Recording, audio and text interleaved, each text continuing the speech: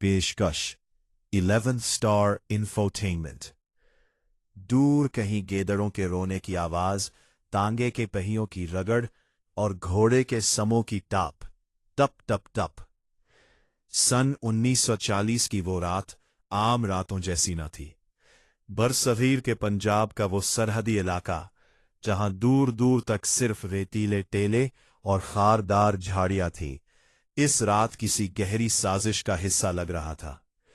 आसमान पर सियाह बादलों ने चांद को किसी कैदी की तरह छुपा रखा था। हवा में एक ऐसी सर्दी थी जो हड्डियों के अंदर तक उतर जाती थी। पटवारी करमदीन, जो कि अंग्रेज सरकार का एक वफादार और सख्त गिर मुलाजिम था, अपने तांगे पर सवार उस कदीम हवेली की तरफ बढ़ रहा था जिसे लोग अजाड़ हवेली कहते थे। तांगाबान, जिसका नाम बख्शू था, मुसलसल अपने गले में लटके तावीज को छू रहा था। उसकी नजरें सड़क से ज्यादा साए में लरसते दरख्तों पर थीं। पटवारी साहब, उसने दबी आवाज में कहा, बुजुर्ग कहते हैं कि इस इलाके की जमीन प्यासी है। यहां की मिट्टी को जब तक इंसानी लहू ना मिले ये हरी नहीं होती। आज की रात किसी कच्ची बस्ती में रुक जाए, सरकार को क्या पता चलेगा। करमदीन ने हिकारत से एक कहकहा लगाया, बख्शू, तुम लोग वहम के मारे हुए हो। ये हवेली सिर्फ एक सरकारी जायदाद है जिसका सर्वे करना मेरा फर्ज है। जैसे ही तांगा हवेली के अजीमुल शान आहनी फाटक के सामने पहुंचा, माहौल की खामोशी इतनी गहरी हो गई कि करमदीन को अपने दिल की धड़कन साफ सुनाई देने लगी। घोड़े ने अचानक अपने पांव जमीन में गाड़ लिए और एक ऐसी दर्दनाक आवाज निकाली जैसे उसके सामने किसी ने जल्लाद खड़ा कर दिया हो। फाटक की जंजीरें आप ही आप हिलने लगी, हालांकि हवा बिल्कुल थम चुकी थी। करमदीन अपना चमड़े का भारी बैग संभाल कर नीचे उतरा। हवेली की दीवारें रात के अंधेरे में किसी देव हैकल अफरीत की तरह खड़ी थी। इन दीवारों पर लगी ईंटें अजीब सी सुर्खी माइल थी, जैसे उन्हें भट्टी में नहीं बल्कि जमे हुए खून में तपाया गया हो। जब उसने फाटक को धक्का दिया तो एक ऐसी दिलखराश चरचराहट पैदा हुई जिसने मीलों दूर तक फैली खामोशी का सीना चाक कर दिया। अंदर का सहन वीरान था, मगर वहां की वो बू नाकाबिले बर्दाश्त थी। वो गली सड़ी लाशों और ताजा ज़बहशुदा गोश्त की मली जुली एक ऐसी महक थी जो बराह रास्त दिमाग पर ज़र्ब लगाती थी। एक अध जले चेहरे वाला नौकर, जिसकी एक आंख मुर्दा मछली की तरह सफेद थी, लालटीन लिए बरामदे में नुमूदार हुआ। उसने एक लफ्ज कहे बगैर करमदीन को ऊपर वाली मंजिल के आखिरी कमरे की तरफ इशारा किया। कमरे की लकड़ी का फर्श हर कदम पर ऐसे चीखता था जैसे कोई जानदार चीज तड़प रही हो। रात के 2 बजे जब चराग की लो थरथराकर बुझ गई, करमदीन की आंख एक अजीब आवाज से खीली। छत पर किसी के चलने की चाप थी। खट खट खट खट। ये जूते की आवाज नहीं थी, बल्कि ऐसा लगता था जैसे कोई नोकीली खर वाली चीज लकड़ी के तख्तों को चीर रही हो। उसने कपकपाते हाथों से दोबारा चराग जलाया। फर्श पर नजर पड़ते ही उसके लबों से एक दबी हुई चीख निकल गई। पूरे कमरे में जानवरों के खरों के निशान थे, जो गहरे सुर्ख और ताजा खून से भरे हुए थे। वो निशान दरवाजे से शुरू होकर ठीक उसके बिस्तर के नीचे जाकर खत्म हो रहे थे। उसे महसूस हुआ कि बिस्तर के नीचे से कोई सांस ले रहा है, एक लंबी, घटी हुई और गलीज सांस। करमदीन का बदन पसीने से शराबूर था, हालांकि बाहर सख्त सर्दी थी। वो बिस्तर से ऐसे उछला जैसे नीचे आग लगी हो। वो कमरे से बाहर बरामदे की तरफ भागा, मगर राहदारी अब पहले जैसी नहीं थी। दीवारों पर लगी पुरानी तस्वीरें अब उसे घूर रही थीं। अचानक राहदारी के दौर दराज कोने में उसे एक साया नजर आया। एक औरत जिसने सफेद मलमल का लिबादा ओढ़ रखा था, दीवार की तरफ रुख किए साकित खड़ी थी। करमदीन हाँफता हुआ उसके करीब पहुंचा। जैसे ही उसने अपना हाथ उसके कंधे पर रखा, वो औरत एक ऐसे झटके से मुड़ी कि करमदीन की रूह फना हो गई। उसका जिस्म सीधा था, मगर उसकी गर्दन किसी लकड़ी की तरह चटक कर पूरा 180 डिग्री मुड़ चुकी थी। उसका चेहरा अब उसकी कमर की तरफ था। उसकी आंखें बिल्कुल सफेद थीं, जिनमें कोई पतली नहीं थी। उसके होंठ सिले हुए थे, मगर उनके दरमियान से काली राख जैसा मादा बह रहा था। मेरा लहू अभी सफेद नहीं हुआ, पटवारी जी, मेरा लहू अभी सफेद नहीं हुआ। वो आवाज किसी गहरे कुएं की बाजगश्त लग रही थी। करमदीन पीछे हटा, मगर उस औरत ने मकड़ी की तरह दीवार पर चढ़ना शुरू कर दिया। वो छत से उल्टी लटक गई और उसका चेहरा करमदीन के चेहरे के बिल्कुल सामने आ गया।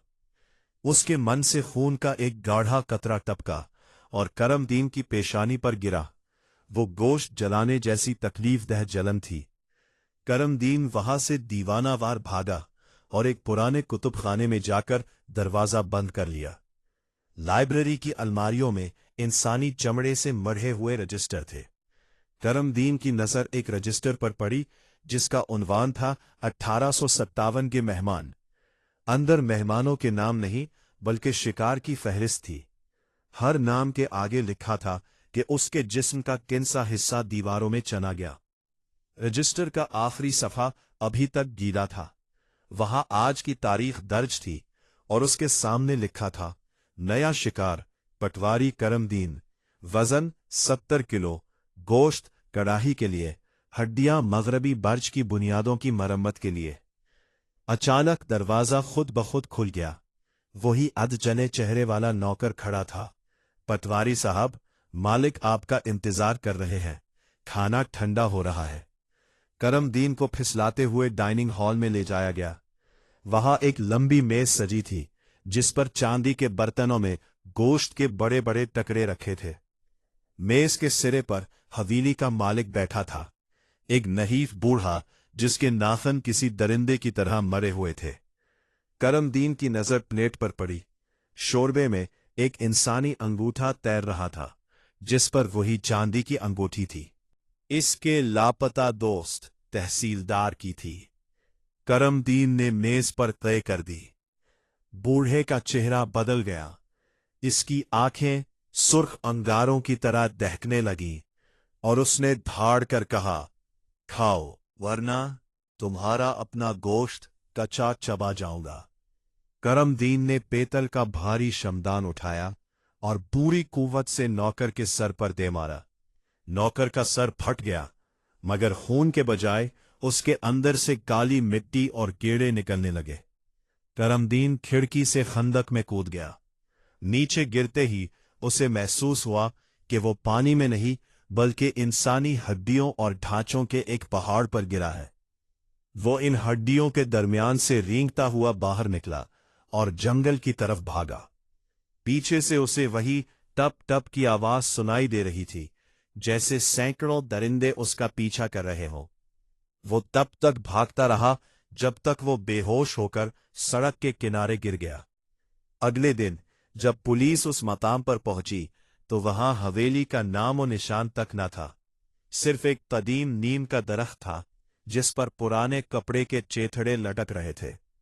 ताहम जब पुलिस ने खुदाई की, तो जमीन के नीचे से एक कदीम तहखाना बरामद हुआ, जो इंसानी हड्डियों से भरा हुआ था। डॉक्टर ने बताया कि करमदीन के महदे में जो गोश्त पाया गया, वो उसकी अपनी ही रान का एक हिस्सा था, जो किसी ने जर्राही से काटा था। करमदीन को लाहौर के एक पागल खाने में मुंतकिल कर दिया गया। एक रात पहरेदार ने देखा कि करमदीन के कमरे में वही सफेद लिबास वाली औरत दीवार के साथ उल्टी लटकी हुई थी और उसके कान में सरगोशी कर रही थी, नमक का हक अदा करना पड़ता है पटवारी साहब। इंस्पेक्टर नासिर खान ने जब हवेली की पुरानी फाइलें देखीं, तो उसे पता चला कि हवेली का मालिक राजा जोरावर सिंह था, जिसने अपनी जान बचाने के लिए काली शक्तियों से मुआहदा किया था कि वो हवेली की दीवारों को इंसानी लहू से सेंचेगा। इस फाइल में मौजूद 80 साल पुरानी तस्वीर में वही अधजला नौकर भी मौजूद था। इंस्पेक्टर नासिर खान जब खुदाई के लिए दोबारा वहां गया तो जमीन फट गई और वो नीचे एक पुरस्कार हॉल में जा गिरा, जहां इंसानी खोपड़ियों का तख्त था। नासिर खान की चीखें जमीन के अंदर दब गईं और जब सिपाही नीचे पहुंचे तो वहां सिर्फ इंस्पेक्टर की वर्दी पड़ी थी।